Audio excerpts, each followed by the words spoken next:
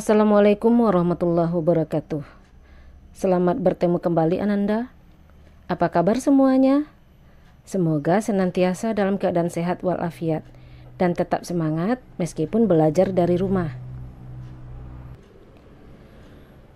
Siswa kelas 9 yang berbahagia, pada video-video sebelum ini kita telah membahas dan menyelesaikan materi bab 2 tentang teks pidato persuasif. Nah, sekarang kita masuk ke materi bab 3 tentang teks cerita pendek. Ibu ingatkan kembali pada Ananda, jangan lupa mengulang pelajaran yang sudah kita bahas ya. Nah, pada video kali ini kita hanya membahas seputar pengertian dan ciri-ciri teks cerita pendek. Mari kita simak teks cerita pendek berikut ini yang berjudul Gara-gara Nenek Lupa, karya Sarah Nafisah. Setiap akhir tahun, sekolah Rino libur. Di saat itu, Rino, ayah, dan ibu akan naik ke mobil dan berkunjung ke rumah Nenek Ida di desa. Nenek Ida mempunyai ladang. Rino suka sekali berlibur ke desa Nenek Ida. Setiap pertengahan tahun, sekolah Rino juga libur. Namun di saat itu, giliran Nenek Ida yang berkunjung ke rumah Rino. Begitulah cara keluarga Rino mengatur liburan. Agar tidak bosan, kadang mereka liburan di kota, kadang di desa pertanian.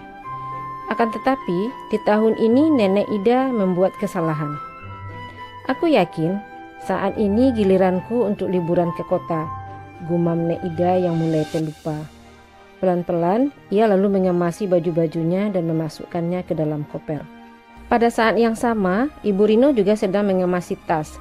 Ibu tampak tidak bersemangat. Sambil menutup tasnya, Ibu Rino berkata, "Ibu sebetulnya ingin sekali bisa liburan ke pantai. Sekali saja, supaya tidak sama dengan tahun-tahun sebelumnya." Rino dan adiknya langsung berseru setuju. "Aku juga ingin ke pantai, Bu. Jangan ke rumah Nenek Ida terus atau cuma berkeliling kota ini. Bosan. Kalau liburan ke laut, kita kan bisa berenang dan menggali pasir." "Ya, Ayah, tahun ini kita liburan ke pantai saja ya," seru Rino bersemangat. "Tentu saja tidak bisa, sayang," kata ayah Rino. "Akhir tahun ini kita akan mengunjungi nenek seperti biasa. Jangan sampai nenek kecewa dan bertanya-tanya kalau kita tidak datang. Tahun depan saja kalau mau ke pantai, supaya nenek juga sudah diberitahu jauh-jauh hari." Rino jadi lesu.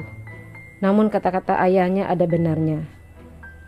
Nek Ida pasti sedih kalau mereka tidak datang ke pertaniannya. Rino tak ingin membuat neneknya yang baik itu jadi sedih. Keesokan harinya cuaca sangat cerah. Rino, ayah, dan ibu naik ke mobil.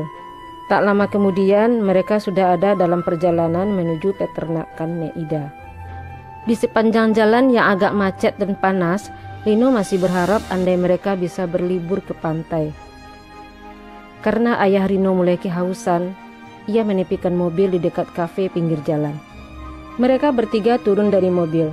Tiba-tiba wajah Ibu Rino tampak kaget, gembira, dan dengan bersemangat menunjuk ke parkiran. "Lihat, mobil itu mirip mobil nenek." Rino dan ayah menengok.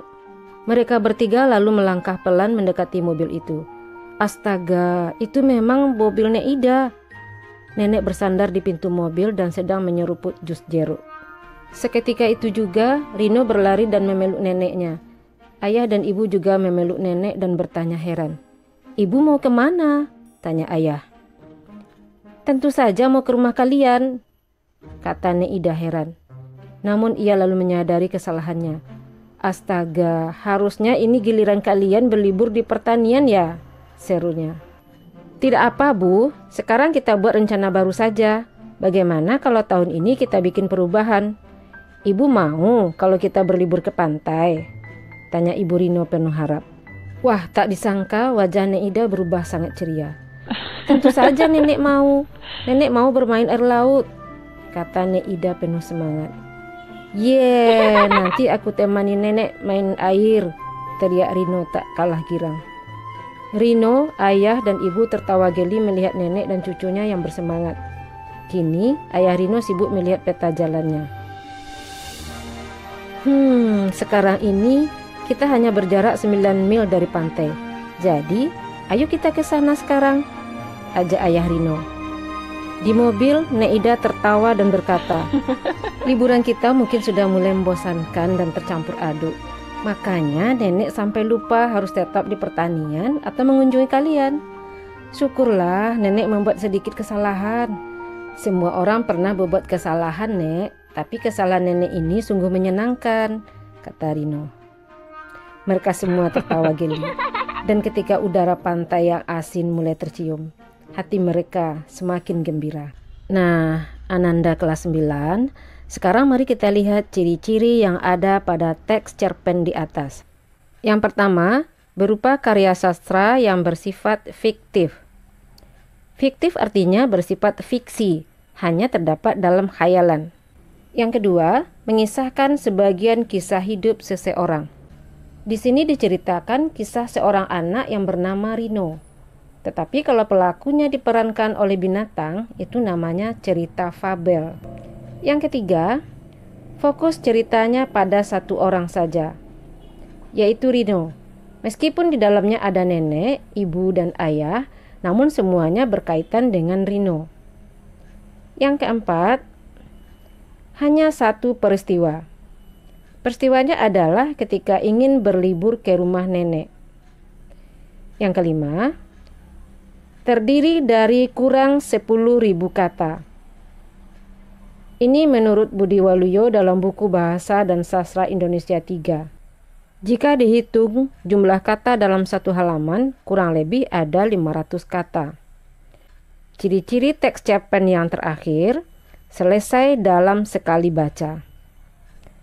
Nah, Ananda kelas 9 yang berbahagia, berdasarkan ciri-ciri di atas dapat kita simpulkan bahwa pengertian teks cerpen adalah salah satu jenis karya sastra yang berupa karangan fiktif yang mengisahkan sebagian kisah hidup seseorang, dalam kurung, hanya satu peristiwa, konflik tunggal, yang diceritakan secara ringkas. Bagaimana Ananda? Paham ya? Sampai di sini dulu pembelajaran kita hari ini. Jangan lupa tunggu Ibu di video berikutnya tentang unsur-unsur pembangun teks cerita pendek. Wassalamualaikum warahmatullahi wabarakatuh.